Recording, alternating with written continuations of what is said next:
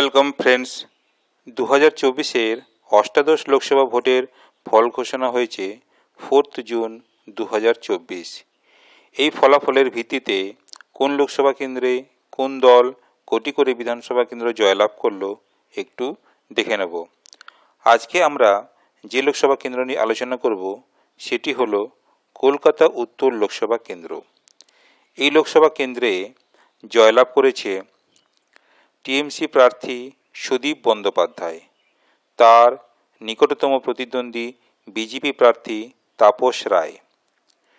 তাদের প্রাপ্ত ভোট যথাক্রমে 4,54,696 এবং 3,62,136। জয়ের ব্যবধান 92,560।